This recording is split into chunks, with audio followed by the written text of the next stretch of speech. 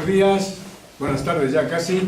Vamos a empezar ya con cierta premura porque por este pequeño atraso que ha habido, se llama pequeño a la media hora, y bueno, vamos a ver si da tiempo a que luego compréis el libro, ¿no?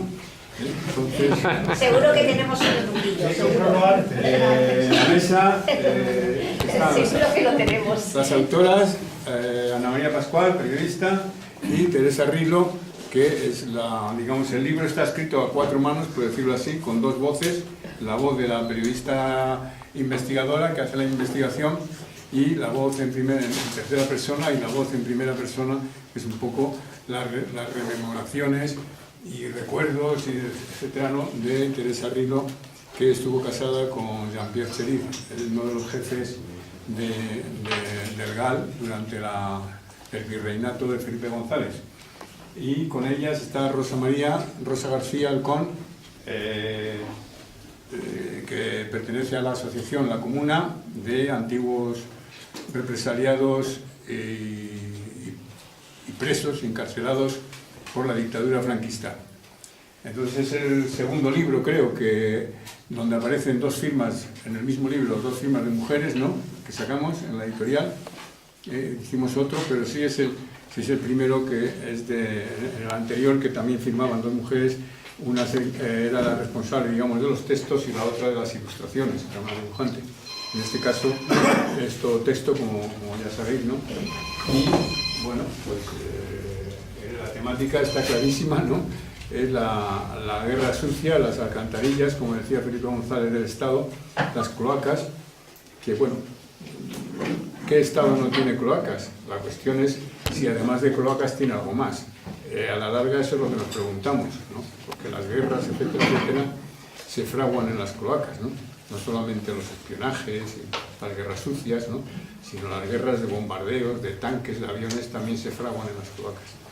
Como decía uno, estamos un poco, el Estado de Derecho, estamos un poco más bien en que todo el derecho es del Estado. En esas estamos. Y nada más. Bueno, ellas hablarán en el orden que les dé la gana y dirán lo que les pete. Muchas gracias y muchas gracias. Muy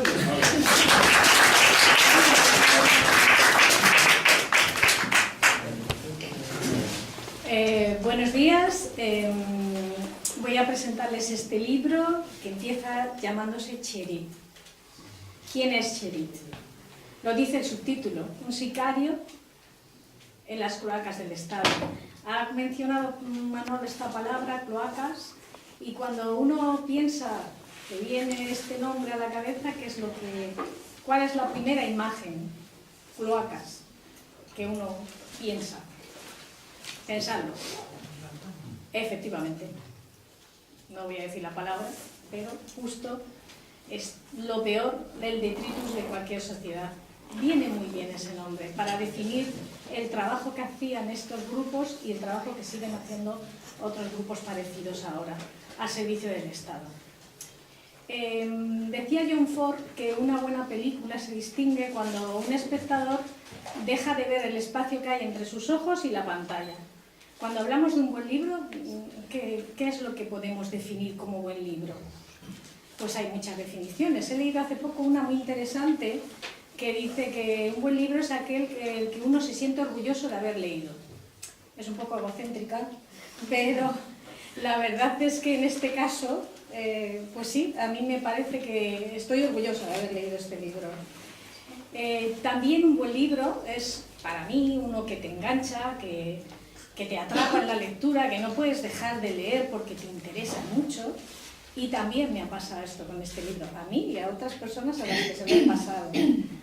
¿Por qué? Porque es un buen libro, es un buen libro.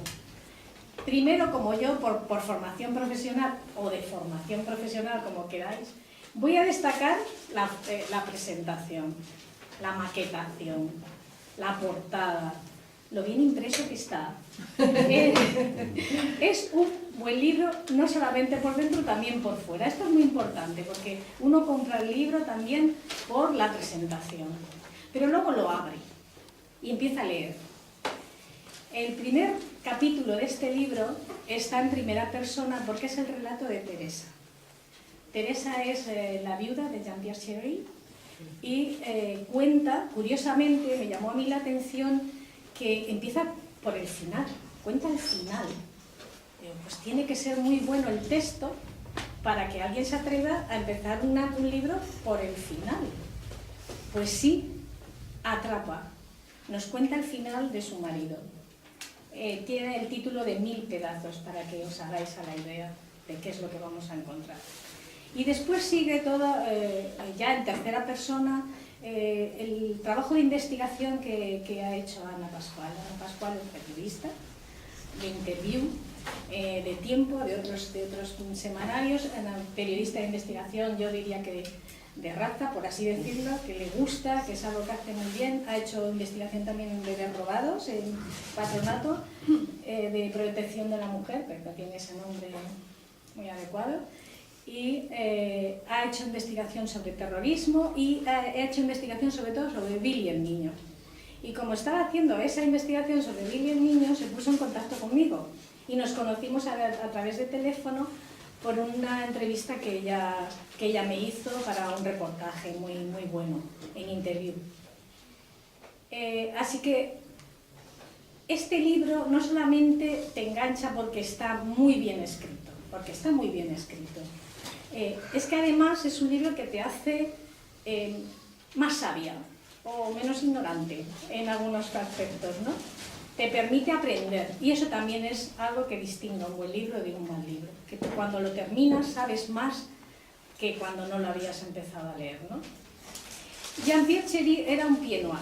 Un pied noir se llamaban así a los colonos argelinos, a los argelinos que eran de origen francés o franceses que nacieron en Argelia, como queráis, y le tocó vivir la guerra de independencia de Argelia y se puso del lado del terrorismo, de la organización de ejército secreto que se llamaba OAS, que Ana nos explica que se fundó aquí en España porque su principal gestor, su principal fundador, Yves Guillou, se llama, Saddam, estaba aquí, protegido tenía relación directa con Carrero Blanco, ¿no? Y él se enrola en esto, en pues, asesinatos, torturas, barbaridades que cometió, y va cogiendo su trabajo, va haciendo méritos. Cuando se tienen que ir, en el 61, ya, se produce la independencia francesa y les expulsan a los colonos,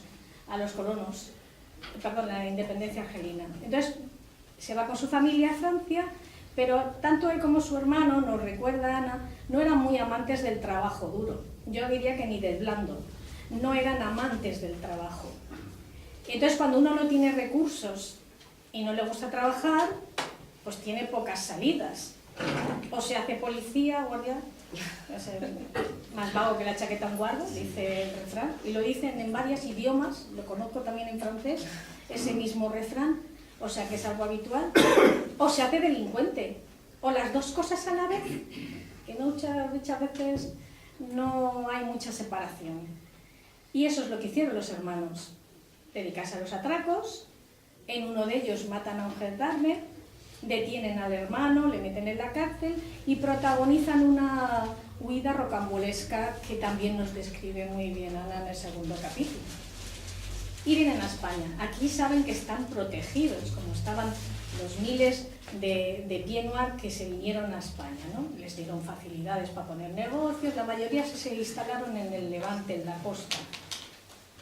Pero ellos seguían en su línea de pues, los atracos, porque siempre es dinero más rápido que estar poniendo cervezas. Y siguieron en ese plan.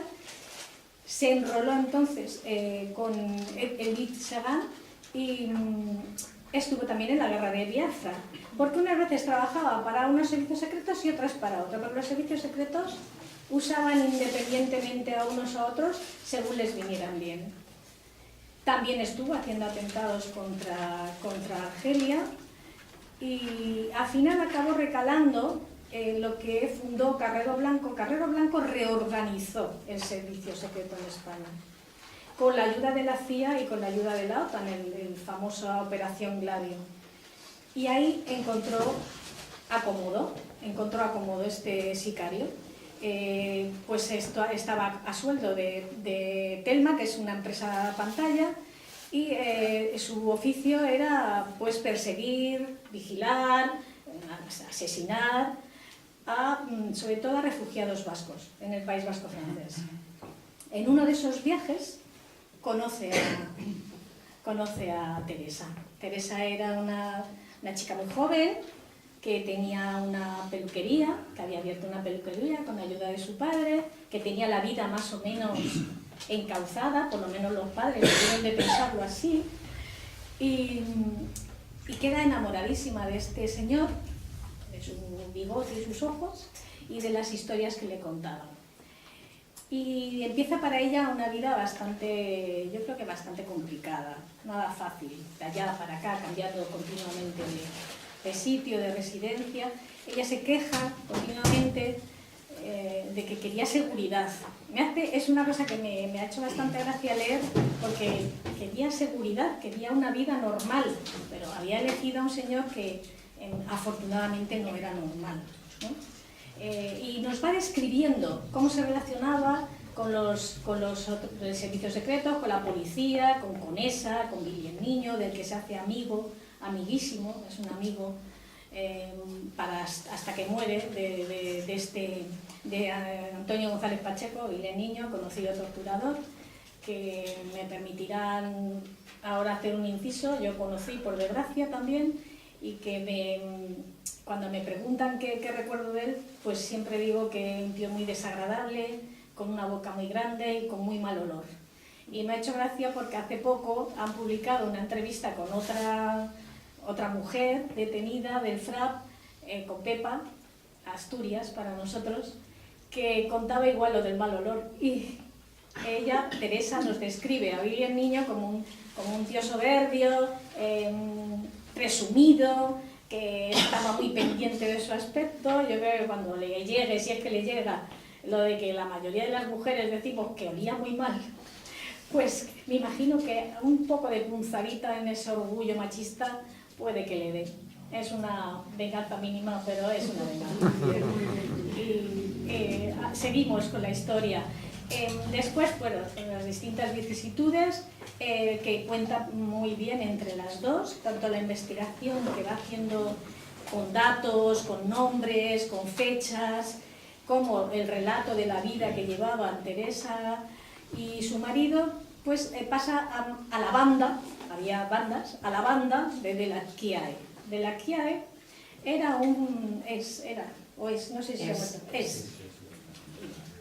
es un fascista italiano que había pues matado gente, terrorista, y se había venido también a España huyendo de la justicia italiana, porque aquí también era muy bien recibido, igualmente línea directa con Carrero Blanco.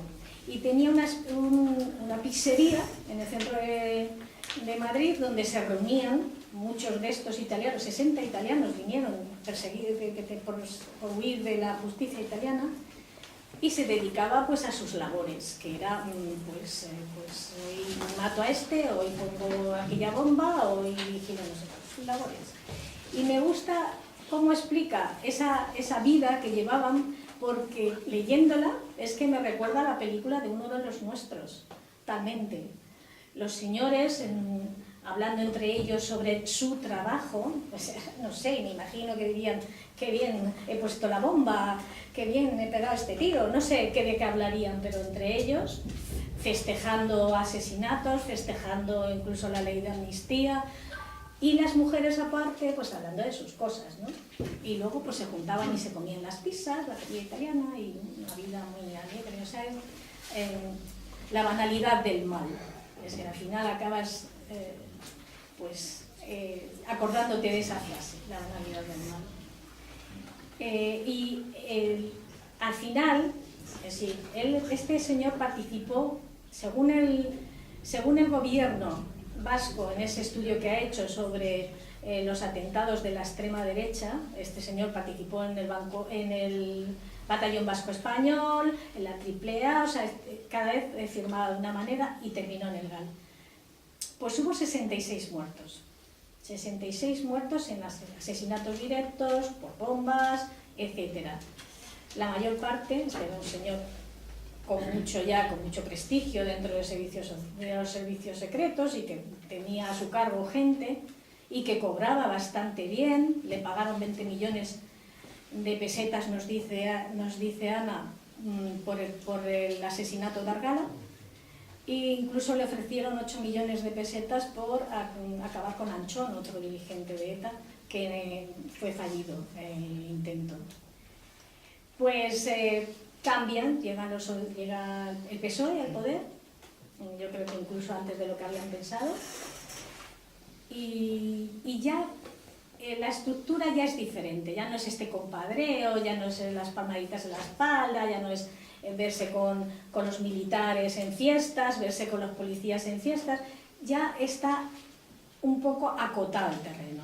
Y su contacto es un guardia civil que no le cae nada bien, se llama Pastrana, y con el que no se entiende. Entonces él se desilusiona, dice, "Buah, esto ya no es lo que era, en fin, yo sigo haciendo su trabajo, pero no tiene la misma alegría con la que lo hacía antes", y decide irse a Sudáfrica porque allí tenía un mundo abierto para los sicarios, estaba estupendo.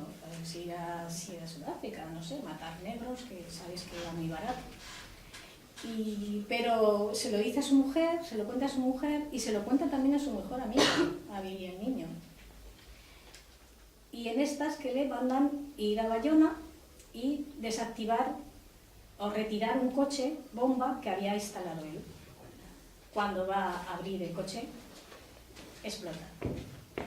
Y este sicario, Pied Noir, acaba esparcido por las aceras de la ciudad. Y viene lo peor para Teresa. Viene una historia difícil, un tiempo muy malo. Los jefes directos de este individuo se desentienden, no quieren, por supuesto, no quieren reconocer que era un servidor del Estado, que era lo que era, y se ve sola, se ve con 2 hijas sola, y además le roban el poco dinero que tenía, le roban los documentos y además la estafan. O sea que, como ella dice, se convirtió en una mujer dolida, invisible y con mucha rabia, me imagino. Y aquí termina la historia de Cheryl. Y cuando terminas el libro, dices, qué bueno que Ana María me haya dado la composición general, haya puesto dato tras dato, el decorado que me faltaba, porque muchas cosas las sabes, pero las sabes deslavazadas. Aquí van unidas, aquí van unidas. Y yo me pregunto, ¿qué Estado necesita a estos sicarios, teniendo fuerzas represivas como tenía, que son impunes y que han sido impunes? ¿Por qué necesitaba también a estos sicarios? Esto es una de las preguntas.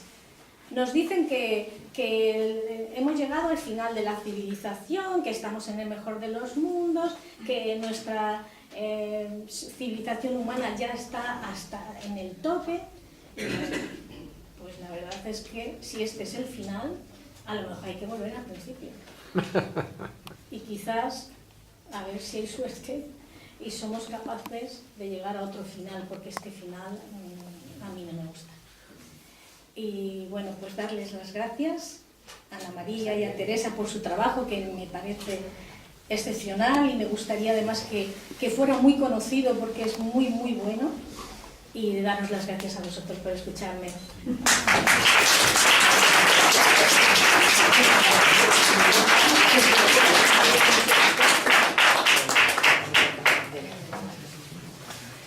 Bueno, yo poco voy a decir porque ya casi ella se ha explicado ya de maravilla, entonces poquito voy a tener que, porque ya lo ha dicho casi todo. Buenos días, muchas gracias por haber venido. Bueno, algunos amigos que han leído el libro me han dicho que es muy duro, y en efecto lo es. A partir de la muerte de mi marido decidí olvidar y dejar atrás los años que pasé junto a él, pero siempre me acompañó una sombra, un sentimiento oscuro de dolor. El libro se empezó a cocinar cuando conocí a Ana María Pascual. Una desconocida se presentó en mi casa y en busca de información sobre un policía, bueno, el policía Antonio González Pacheco, alias Bill el Niño.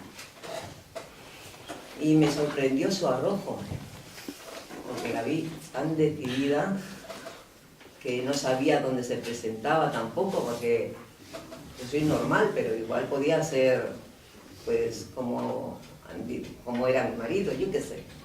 Pues ella se presentó allí en busca de información porque se había enterado de que yo conocía, bueno, que mi marido era amigo de Antonio. Cuando le conté mi vida que tenía al lado de Jean-Pierre, pues me dijo si quería que escribiésemos un libro. Bueno, lo ha escrito ella y yo le acepté. La sombra que me acompañaba cuando se fue diluyendo, cuando fui recordando los años desde 1970 a 1984. Ha sido un proceso doloroso. He tenido que ponerme enfrente de un espejo y revivir aquellos episodios que viví, que había encerrado con llave en mi mente, ¿no? En mi memoria. Puede que haya gente que piense que cómo es posible que yo haya estado al lado de un hombre que mataba a otros hombres. Es posible que lo piense. Luego también pensarán que cómo era amiga de los compañeros de armas de mi marido. Y bueno, pues también pensarán que cómo no denuncié a mi marido y a los compañeros. Creo que es necesario poner en contexto todo aquello. Para empezar, ni yo ni casi nadie sabíamos lo que era la guerra sucia. En nuestras conciencias no podíamos vislumbrar el alcance que significaba que altos mandos del Estado pudieran ordenar a mercenarios matar a gente vinculada con ETA. No teníamos la información que después hemos tenido. Ni siquiera la prensa relacionaba las acciones del batallón vasco español con el gobierno. Yo realmente fui consciente de la gravedad de mi situación a partir de la muerte de Jean-Pierre. Cuando comprendí que yo misma, a partir de esa muerte, comprendí que yo misma también estaba en peligro. También me gustaría decirles que yo era una mujer muy joven, con 2 niñas pequeñas y atrapada en un mundo de hombres. Todo era de hombres. Jean-Pierre era una persona con un carácter y me amenazaba siempre con quitarme a mis hijas. Entonces, bueno, tampoco les voy a adelantar mucho más del libro, porque si no, ya no lo leo. Y bueno, gracias a todos.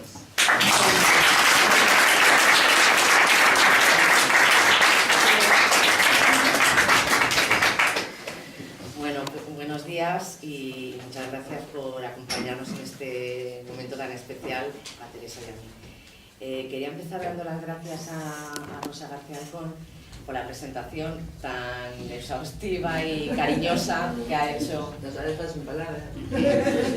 Y bueno, que le agradecemos muchísimo y bueno, quería señalar, como ya han podido comprobar por sus palabras, lo luchadora y valiente que ha sido siempre, lo es y lo fue, rosa, ¿no? Porque para reclamar democracia en los años 70 se jugaba uno la vida, ¿no?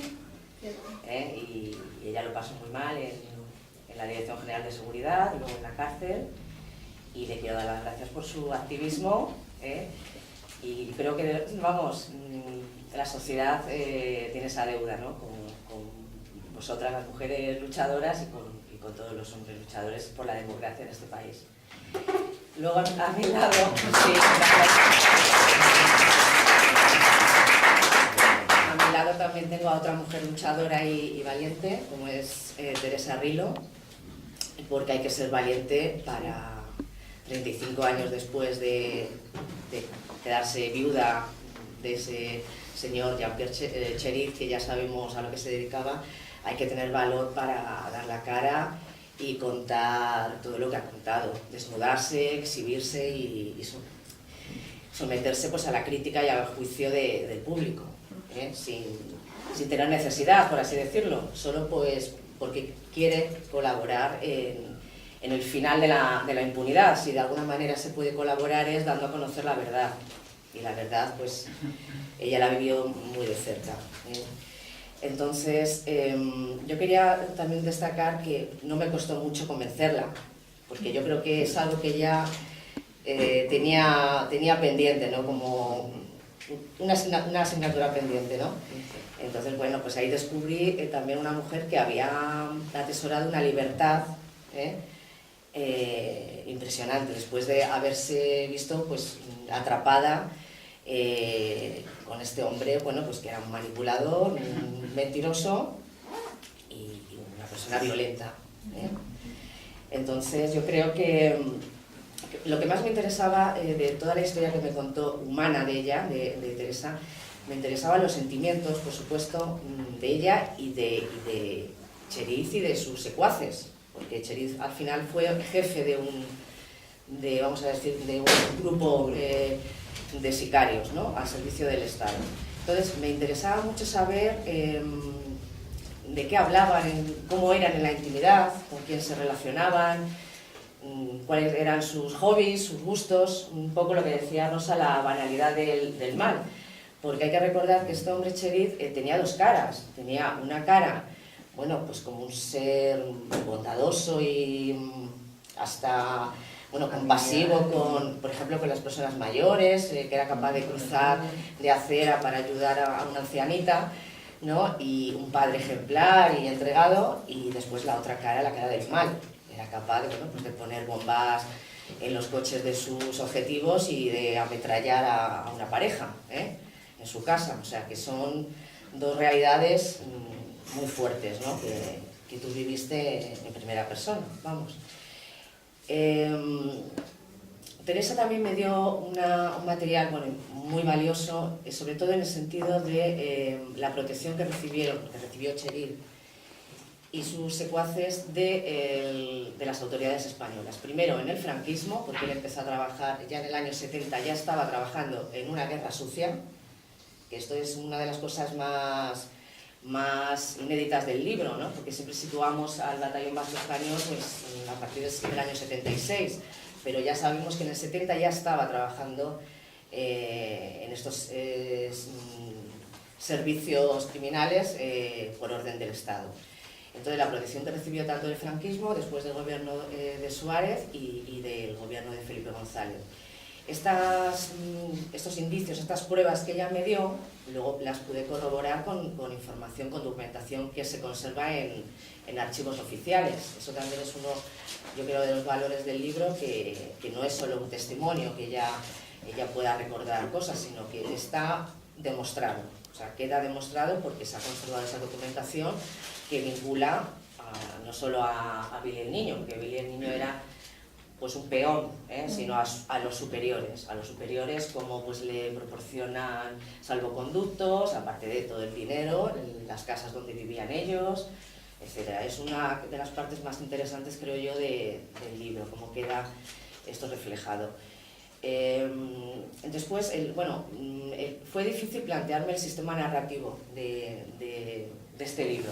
Me costó porque Yo lo que quería sobre todo es que hubiera mucha veracidad en la historia, pero claro, había datos que Teresa a lo mejor no conocía del pasado, por ejemplo en Francia o en Argel, entonces no podía contarlo realmente ella, y ahí pues decidí hacer una narración a dos voces. Entonces aparece el testimonio de Teresa y yo a continuación lo contextualizo, lo complemento ya con una labor periodística.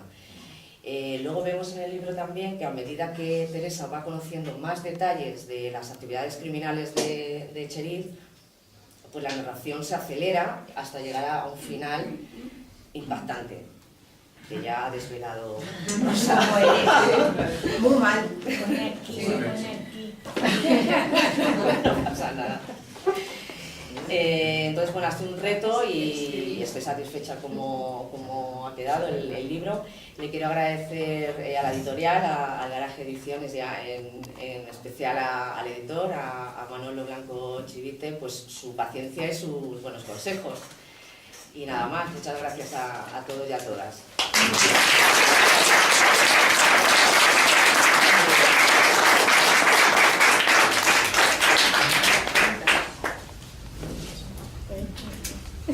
Bueno, Manolo, ¿quieres hacer alguna preguntar?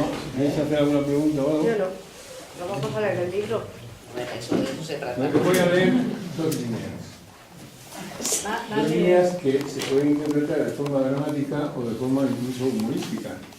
En un momento dado hay una conversación entre Tere y Jean-Pierre. Tere está un poco inquieta, ¿no? Ahí pasa algo, ¿no? Que ya no se está muy bien qué. Y en un momento determinado, Tere le pregunta a Jean-Pierre: ¿es legal? Jean-Pierre, tengo miedo de que te metas en líos. Y él contesta: ¿legal? No seas tonta, Tere. ¿Hay algo más legal que la policía?